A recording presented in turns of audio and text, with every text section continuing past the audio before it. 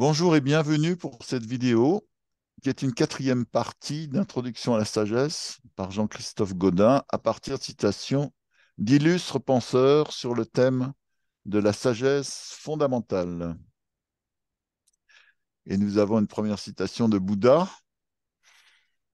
Le paysan creuse des canaux dans les champs, l'armurier façonne des flèches, mais le sage se perfectionne lui-même.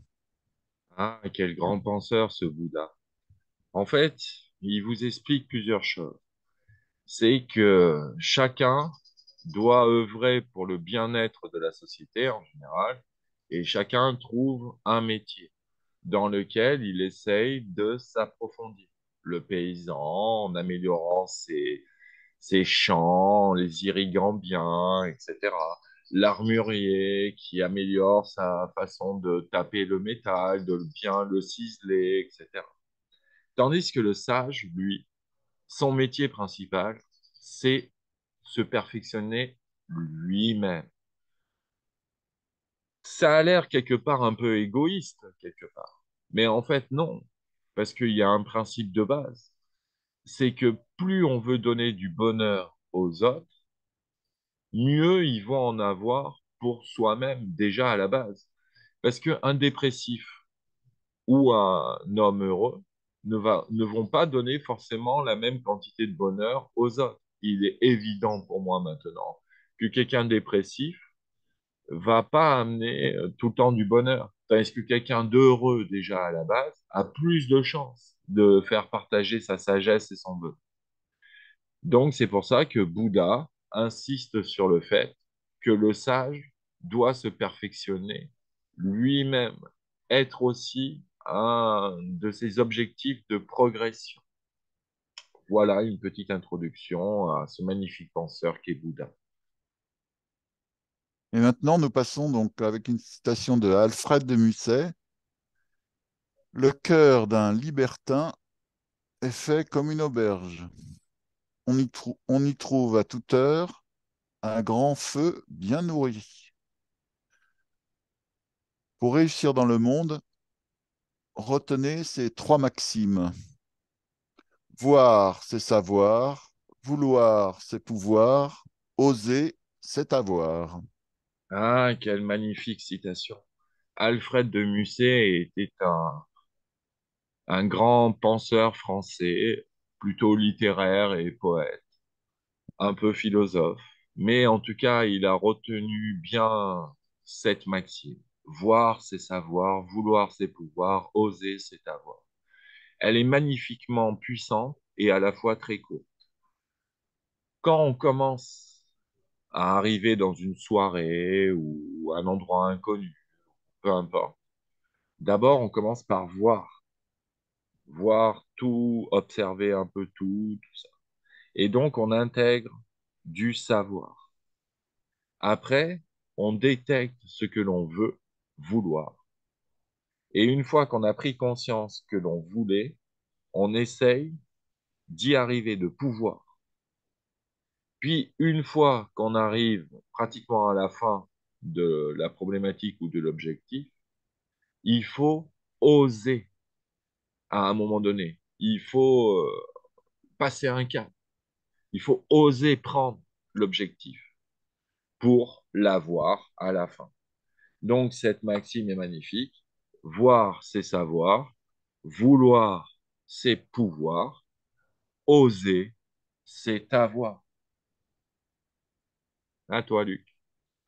Voilà, donc maintenant nous passons à Voltaire.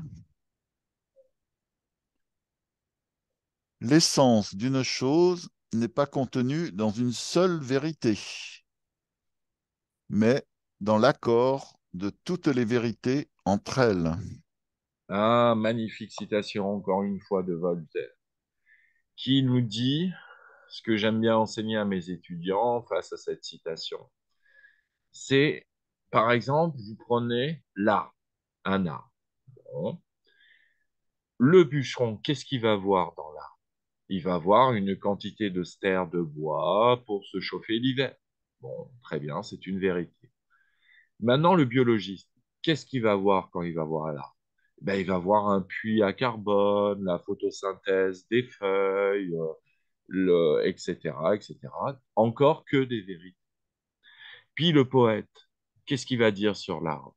Eh bien, il va dire, moi j'aime bien me mettre l'été sous l'arbre pour profiter de son ombre. J'aime bien réciter des vers poétiques à ma chérie sous l'arbre, etc. Encore une vérité sur l'arbre. Mais elles sont vraiment différentes, ces vérités. Et puis après, il y a aussi le peintre, par exemple, qui va nous dire, oh ben là, regardez ces formes géométriques de l'arbre, ces feuilles, ces couleurs, tout ça. Encore une vérité. Et donc, on en arrive à Voltaire. L'essence d'une chose, sa vérité profonde, n'est pas contenue dans une seule vérité, mais dans l'accord de toutes les vérités entre elles. C'est pour ça qu'il faut multiplier les, la connaissance de différents points de vue pour mieux comprendre une problématique. Parce que beaucoup de personnes n'apportent des fois qu'une vérité sur un domaine. Et donc, il faut faire l'agglomération de tous ces points de vue avant de détecter l'essence d'une chose. Voilà, et là, nous allons terminer par Rémi Degoumont, qui nous dit donc, pour expliquer un brin de paille, il faut démontrer tout l'univers. Ah, ça, c'est très surprenant la première fois qu'on le voit. C'est pour comprendre cette citation, on peut commencer déjà par un point de vue de science physique, c'est-à-dire par l'interaction gravitationnelle, qui dit depuis Newton, on le sait, et après avec Einstein et compagnie, que en fait, dès que vous avez deux particules de matière, où qu'elles soient dans l'univers, elles interagissent par l'interaction gravitationnelle. Elles s'attirent quelque part par une force qui est globalement 1 sur r carré. C'est-à-dire que plus la distance est longue entre deux particules de matière, moins la force est puissante. Mais peu importe, elle y est toujours. C'est pour ça, entre autres, que certains astrologues disent que les planètes ou les étoiles ou je ne sais pas quoi influencent notre vie. Bon. Mais en tout cas, c'est un fait scientifique. Si vous voulez, par exemple, vous prenez un brin de paille et vous voulez savoir qu'est-ce qui le constitue, bah, donc des atomes, des électrons, tout ça. Mais maintenant, si vous voulez connaître la position exacte de tous ces atomes de ce morceau de paille, eh ben, vous allez devoir intégrer toute la position de toutes les particules dans l'univers pour avoir une précision fine de la position de chacun des atomes de ce brin. Donc déjà, rien que par une facette, pour expliquer un brin de paille, il faut connaître tout l'univers. C'est pharaonique à comprendre. Et puis un deuxième point, c'est par exemple la vision bouddhiste qui dit que toutes les choses sont en interdépendance entre elles. Ça, les bouddhistes l'avaient bien compris depuis bien longtemps. C'est-à-dire que vous n'êtes pas neutre dans votre univers. Vous interagissez avec surtout votre environnement proche, mais aussi avec tout le monde dans l'univers. C'est pas facile à comprendre pour la première fois.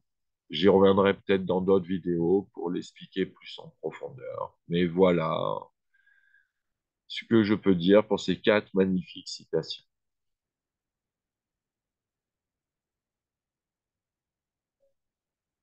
Toi, Luc?